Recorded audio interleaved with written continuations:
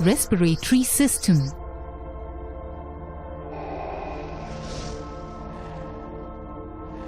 To understand the process of breathing,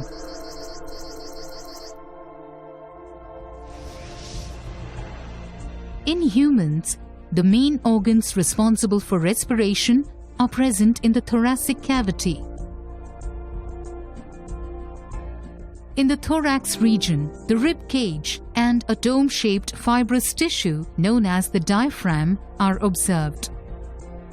Present within the rib cage are the pleural membranes, which enclose the lungs. The right lung is divided into 3 lobes: the right superior, right middle, and the right inferior lobe.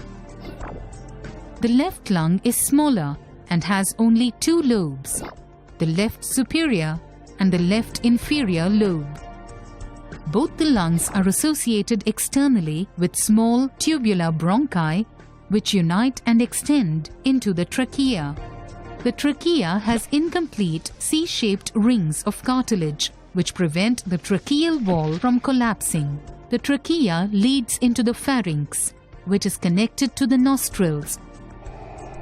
As we breathe in air, the oxygen molecules enter the nostrils and travel downwards through the pharynx and trachea to finally reach the bronchi.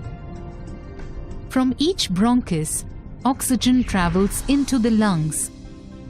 Within the lungs, the bronchus divides repeatedly to form bronchioles. Oxygen travels through these bronchioles and reaches the alveoli, each of which is surrounded by a network of capillaries. A section of one alveolus shows the presence of numerous alveolar chambers with pores. Blood containing RBCs is seen flowing through the capillaries. The oxygen molecules from the alveolus diffuse into the capillary and then get absorbed by the bluish-purple RBCs. This causes oxygenation of the RBCs, and a transition in their color from bluish-purple to red is observed. The blood moving into the alveolus contains RBCs and carbon dioxide molecules. These molecules are released into the alveolus. The carbon dioxide collects in the alveolar chamber. And then from the alveolus, it travels through the bronchioles into the bronchus,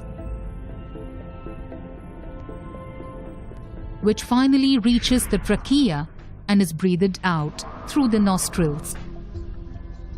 So the process of breathing in air rich in oxygen is called inhalation. After the contraction of muscular diaphragm, the lungs expand and the air rushes in, resulting in the inflation of alveoli. During exhalation, the diaphragm moves up and the lungs contract. Thus, the alveoli deflate, causing the air to be forced out. This exhaled air is rich in carbon dioxide. This process of inhalation and exhalation is known as respiration, which is approximately 20 times per minute. Summary. In the thorax region, the rib cage and the diaphragm are observed, which play a vital role in respiration.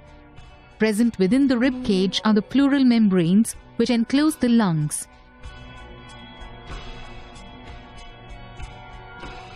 The right lung consists of 3 lobes.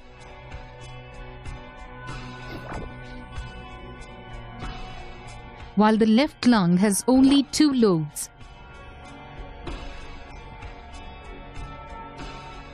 Both the lungs are associated externally with bronchi, which unite and extend into the trachea. As we breathe, the oxygen molecules enter the nostrils and travel downwards through the pharynx and trachea to finally reach the bronchi.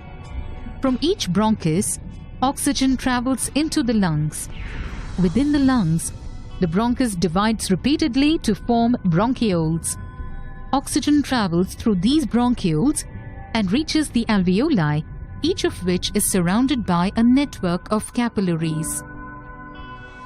As blood flows through the capillaries, the oxygen molecules from the alveolus diffuse into the capillary. This causes oxygenation of the RBCs.